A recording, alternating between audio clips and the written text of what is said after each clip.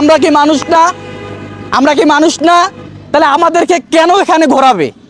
সরকার government যেহেতু passport অফিসের সব কিছু সহজ করে রাখছে, তাহলে আমাদেরকে এত কঠিনভাবে এই পাসপোর্ট নিতে হবে কেন? আসসালামু আলাইকুম বন্ধুগণ। তো আমি এখন বর্তমানে অবস্থান করতেছি নীলফামারী পাসপোর্ট অফিসে। তো আমি বরাবরই আজ থেকে 1 থেকে 2 বছর আগে একটা ভিডিও আপলোড করছিলাম পাসপোর্ট অফিসের দুর্নীতি নিয়ে।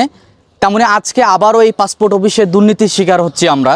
তো মূলত হচ্ছে আমি যখন প্রথম পাসপোর্ট তৈরি করি, ঠিক ওই সময় আমার সমস্ত ডকুমেন্ট ঠিক থাকা সত্ত্বেও আমাকে প্রায় 3 দিন ঘোরাইছে, যেটা আপনারা শুনছেন। ইতিমধ্যে আমি আমার যে বন্ধু আছে তার বন্ধুর পাসপোর্টের আবেদন নিয়ে আমরা সেই বন্ধু সহ আসছি। তো মূলত হচ্ছে তার যে এই আবেদন, আমরা পুরো হিসাব করে আপনার দেখা যাচ্ছে শুরু থেকে সি টু দ্য ইউনিট পর্যন্ত পুরো ডকুমেন্ট আমরা ঠিক করছি। হ্যাঁ, তো এইখানে আমি আপনাদেরকে একটা জিনিস দেখাই। এরা একটা জিনিস যে কাজটা করছে আমাদেরকে, আমরা আসছি 2টার দিক, ওদের অফিস টাইম হচ্ছে 4টার দিক। ওরা খেতে খেতে প্রায় 1 ঘন্টা লেট করছে। সেটা কোনো বিষয় না, আরও তো 1 ঘন্টা আছে অলরেডি, তাই না? তো মূলত হচ্ছে এই যে 1 ঘন্টা যে টাইমটা, এই টাইমটা তারা কিভাবে ক্ষেপণ করছে জানেন? আমাকে বলছে হ্যাঁ 203-এ যান, 103-এ যান, 101-এ যান।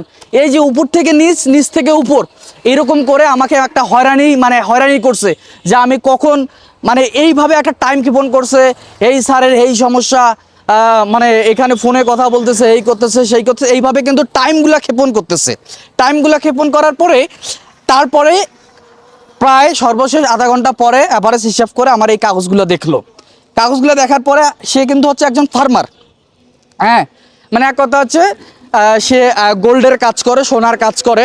ওইটার কোনো পদবি নাই, তাহলে কোন পদবি দিব আমি সার্ভারে? তো সেই হিসাব করে সে পাশাপাশি কিন্তু বাচ্চা জমি জমা আছে, কৃষি কাজ করে। তো সেই হিসাব করে কিন্তু তার কৃষি প্রফেশনটা কিন্তু দেওয়া হয়েছে। ঠিক আছে? তো কৃষি প্রফেশনটা দেওয়ার পরে তারা একটা ভুল ধরছে যে কৃষি। এখানে আমি যখন প্রথমত যে পাশের যে কম্পিউটারের দোকান আছে, সেই কম্পিউটারের দোকানে যখন আবেদন দেই, আবেদনের সময় তারা একটা ক্লু বের করছে, যদি কোনো সমস্যা হয় তাহলে আমাদের সাথে যোগাযোগ করবেন, আমাদের একটা সিস্টেম আছে, ওই সিস্টেমে আমরা পাসপোর্ট করে দিব, বা আবেদন যেটা আর কি ওদের প্রসেস, তাই এটা করে দিবে।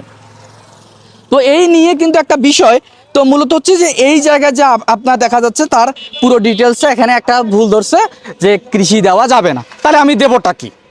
এখানে আরেকটা বিষয় হচ্ছে, এই যে আরেকটা মার্ক করছে ওরা, আমি যদি আরেকটু দেখাই মার্ক। হ্যাঁ, এখানে প্রফেশনটা তো লেবার, সে তো লেবার নয়। সে কি লেবার? হেল্পারই করে? হেল্পারই তো না, সে হচ্ছে গোল্ডের কাজ করে আর পাশাপাশি কৃষি কাজ করে। তো এখানে আরেকটা জিনিস দেখাচ্ছে যে পূর্ব বেলপুকুর রোড অ্যান্ড ব্লক। তা আমাদের মৌজা হচ্ছে কিন্তু পূর্ব বেলপুকুর, সেই জায়গায় সেই হিসাব করে কিন্তু পূর্ব বেলপুকুর দেওয়া হয়েছে।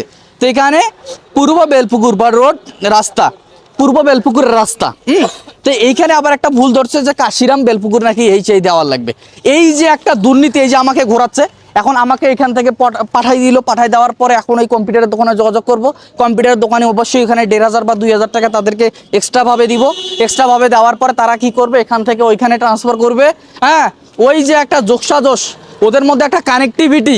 এইখান থেকে দেখা যাচ্ছে এমন হইতে পারে ওদের যে কমিশন সিস্টেম, সে কমিশন সিস্টেমে ওরা ওখান থেকে টাকা খাবে বা টাকা মারবে।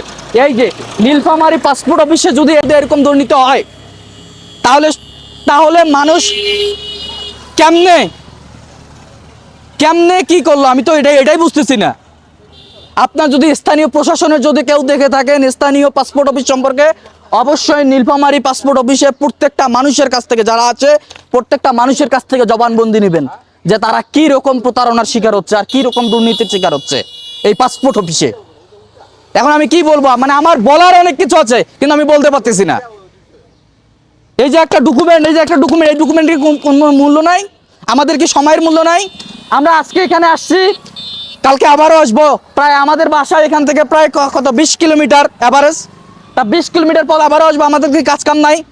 সরকার গভর্নমেন্ট যেহেতু পাসপোর্ট অফিসের সব কিছু সহজ করে রাখছে, তাহলে আমাদেরকে এত কঠিনভাবে এই পাসপোর্ট নিতে হবে কেন? আমার এখানে প্রশ্ন। তো অবশ্যই আমি বলবো যে কোনোভাবে এদের গদি সরাতে হবে, যে কোনোভাবেই।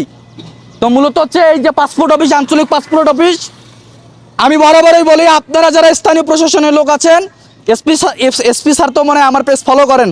এসপি স্যারের উদ্দেশ্যে বলবো, আপনি তো আমার পেজ ফলো করেন, আপনি ভালো জানেন অবশ্যই আপনি নীলফামারী পাসপোর্ট অফিস সম্পর্কে একটু ধারণা নেবেন, আপনার ফোর্স করবেন যে আসলে নীলফামারী পাসপোর্ট অফিসে কি হচ্ছে।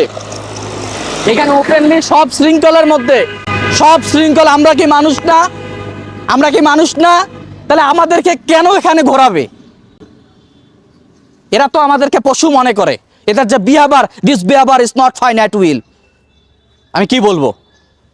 তো যাই হোক, আমি বলি যে এটার একটা দ্রুত সমাধান হোক, যাতে দ্রুত এই জনগণ শান্তিতে পাসপোর্ট করতে পারে। এটার দিকে একটু নজর দিবেন। তো ঠিক আছে, আজকে আমার এইটুকুই বলার ছিল।